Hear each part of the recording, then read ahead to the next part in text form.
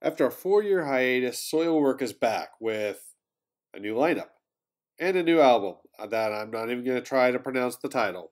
For this album, Soilwork continue to do what they've been doing for the past several albums. The album has a very big and open sound to it, like they're trying to be epic.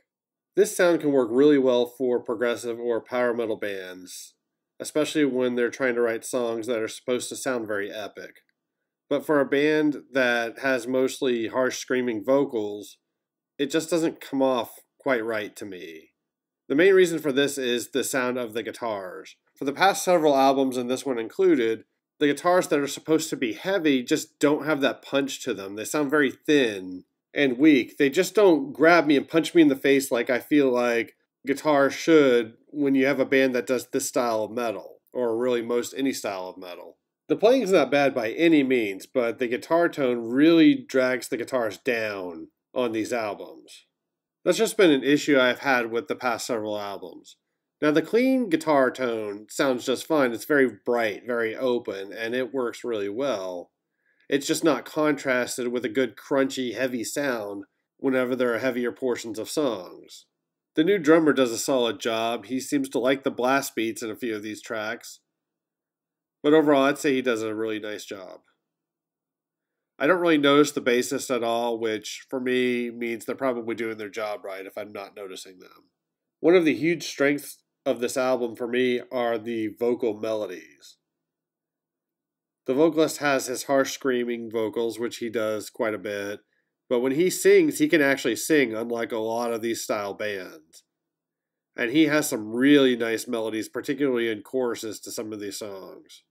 All that being said, listening to this album, I can't help but get flashbacks to the Ride Majestic. I feel like I like this album better than that. I feel like there are more songs that when I hear them, I do enjoy compared to that album. But I'm still running into a lot of the same problems I had with this album. It's fine, there's nothing wrong with it, there's not a bad track on here, but it's not very memorable. I think the Ride Majestic, to me, ages to start to remember some of those tracks, and even now I can still only remember about 4 or 5 songs. I've given this album 3 or 4 listens, I can't remember a damn song on here. The only track I can think of right now I can remember is Arrival, and that's just because I listened to that before recording this. I'm going to have to stop the recording and listen to each track before I talk about it, just to have some sort of a frame of reference. These songs just really aren't that memorable. Most of them follow the typical Soilwork style of heavy verse, a lot of harsh screaming. You might get a melodic build up to the chorus with some singing vocals, and then a melodic chorus. The formula's gotten a little old, and there's just nothing new or memorable or interesting about these tracks. It's consistent, it's solid. If you're a fan of the band, if you like their newer material, you're definitely going to like this. And it's easily something you can put on and just listen to straight through, and there's not anything that you're going to want to skip. But there's just no songs on here that really have that staying power that make me want to come back to the album. The album opens with an instrumental track that I skip. That leads into the first actual song on the album, which is called Arrival. It's one of those typical heavier, faster songs. It starts off with a lot of blast beats and then goes into the faster verse where he's screaming a lot. He's got some singing he does as it builds towards the chorus. I always like it when songs have a verse, but then they have a solid build up to the chorus before doing the actual chorus. Kind of annoys me sometimes when songs just have a verse and then shift directly into the chorus without any sort of a change or build up whatsoever. So they do a nice job there with that, and the chorus melody is really nice. The transition into the second verse I didn't like as much. It felt a little more clunky. And after they do the next build up towards the chorus, instead of going into the chorus after the second verse, they go into this quieter section. There's a little bit of guitar playing going on, some keyboards, just a quieter section before it gets heavier again and you get the solo. And then they come back with the last chorus. It's a decent song and certainly not a bad way to start the album.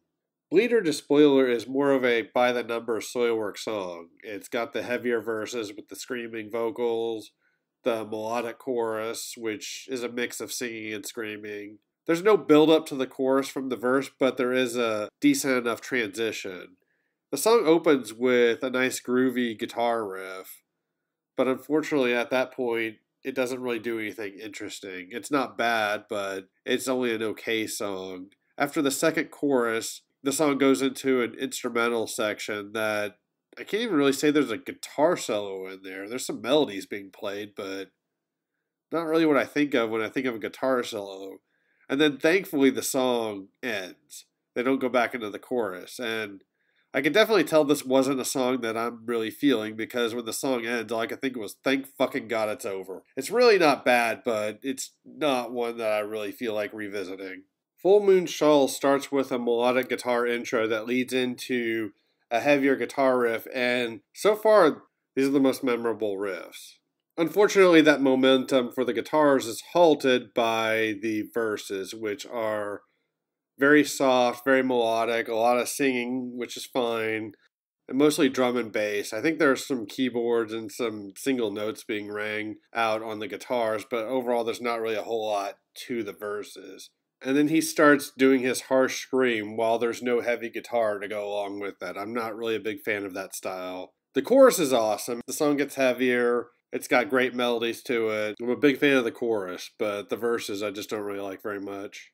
After the second chorus, the song gets heavier and faster. There's some really fast guitar riffing going on there. This section really could have benefited from a better guitar tone, like I talked about earlier. There's not really a solo worth talking about, and then they go back to the chorus to end the song. It's okay, but I think it could have been done a little better. The Nurturing Glance starts off yet again with a clean guitar intro. I'm noticing a theme. As the song gets heavier, there's some really nice guitar melodies playing.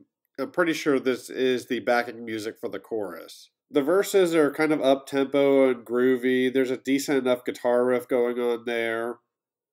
Something interesting I noticed about the vocals, which are again growling. The rhythm of the vocals during these verses remind me a lot of the rhythm of the vocals in the AC/DC song, It's a Long Way to the Top If You Want to Rock and Roll. So whenever I hear these verses, I can't help but think of the lyrics and melodies to that song and hearing Bon Scott sing them over this, and that's kind of interesting. There's a melodic build up to the chorus with singing, and the song changes tempo a little bit. And then there's some double bass drums kicking in when the chorus gets going. The chorus has a really nice melody to it. The bridge of the song keeps kind of a similar pace to that of the verses, but I feel like it's done a little better there. Something about it I just like more than the verses. And then we get the best guitar solo so far on the album. It's actually extended out a little bit, so it's not just a short little 5 or 10 second guitar solo. It actually goes for a little while. And then the song does change pace once while the solo is going on, which is nice because then the solo changes its style a little bit. And then they go back into the final chorus. This could end up being one of my favorite tracks on the album. I do really like this one a lot. When the Universe Spoke yet again starts with a clean guitar intro. This one's done a little bit slower and in a different style, so it doesn't feel as repetitive to me. The blast beat drumming comes back when the song gets heavier, and once the verses kick in, this is the heaviest and fastest song that we've got to this point. Lots of screaming, real fast guitar playing. The blast beats come back in when the chorus kicks in. I'm not as big of a fan of the melody in the chorus to this song. This is probably my least favorite chorus that we've had to this point. After the second chorus, the song gets really mellow. Yet he's still screaming during the bridge of the song. And then there's this quiet instrumental section, kind of like we've had in another one of the previous songs, where it doesn't really go anywhere. It's not a guitar solo. It doesn't really do anything interesting. And then they go back to the chorus again. This is another one of those songs that's just okay. It's not one that I'm really a big fan of. I'm going to butcher the pronunciation of this next song. Staffagel, maybe? Probably not. Has to be the most made-for-radio and catchy song on the album. It's also my favorite and, in my opinion, the most complete song on the album. The vocals are mostly singing. There are a few screams here and there throughout the song. The melodies throughout the verses and chorus are very memorable. The guitar riffs during the verses are a lot more distinct than most of them on the album. It's got a pretty decent guitar solo. This song just has a uniqueness that the rest of the album doesn't have, and it feels like the band is trying something different, and I like it. It's just a good solid track, and this is easily my favorite song on the album. The wolves are back in town. Seems like we're back to typical Soilwork. The first verse is a lot of screaming vocals. It's got a little bit of a groove to it. It's up tempo and leads into a melodic and really catchy chorus. I don't really like the transition from the first chorus to the second verse, but I like how in the second verse it's different from the first verse. There's a mix of screaming and singing vocals, and it works really well and makes the song feel much less repetitive. After a bridge, the solo starts off very promising. The guitarist is holding the notes a little bit and allowing the solo to kind of breathe a little bit. Unfortunately, it only lasts for about 5 or 10 seconds, and then the song goes back into the chorus. It's still a very good song, but I would like to have had more of an expansion on that guitar solo, and at least got the solo out to about 30 seconds, preferably longer. The next song is Witan. I might be butchering the pronunciation of that track. It's one of the more interesting songs on the album. There are quite a few tempo changes, which I like a lot. The main verse is a lot slower than most of the verses on this album. The chorus is a lot faster, and there's some different changes within the build-ups to each chorus. The build-up to the first chorus is a lot more melodic, there's a lot more singing, and I noticed the build-up to the second chorus seems to have a lot more screaming in it. There's a decent amount of change-ups in this track, which I really like a lot. There's no instrumental break, though. There's no guitar solo or anything, and I don't really care for that aspect of the song.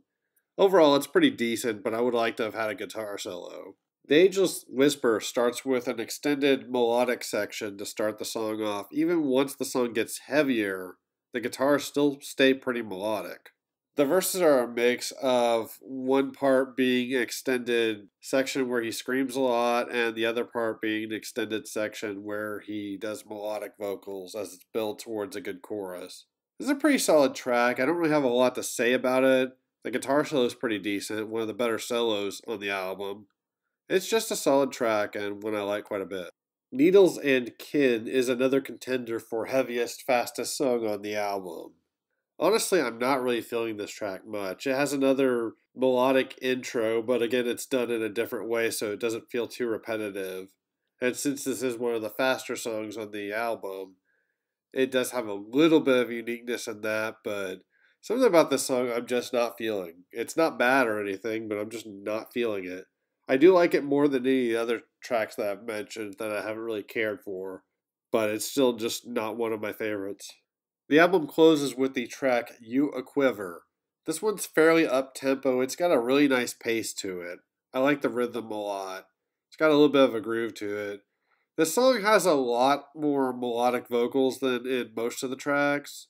And one of my favorite things about this song is the first and second verses both seem a little different from each other. So that keeps the song from being repetitive. The chorus is catchy as fuck. I do really like this track a lot, but again, we don't get a guitar solo or any sort of instrumental break or anything to break up the second chorus to the third chorus, and I don't really care for that aspect of it. It's still a good song, but it would have been better with a solo. So out of 11 tracks, I like 7 of them quite a bit, and the other 4 aren't bad, so that's not a bad ratio at all. There's not a bad song on here. So the album is actually pretty decent. I just don't like that I had to listen to each song individually before being able to talk about it because most of them aren't very memorable. I just wish these songs had been more distinct from one another. I also wish they had tried a few more new things. The few times they do try something different, I generally seem to like most of what they do whenever they do that. So I would have liked a little bit more of that, but then I'm sure more fans would bitch if they did that. There also should have been more songs with guitar solos. There were way too many that didn't even have an instrumental break at all. All in all, still a decent album. I'm going to give this a 7 out of 10. It's a decent album, and if you're a Soilwork fan, then you should definitely check it out.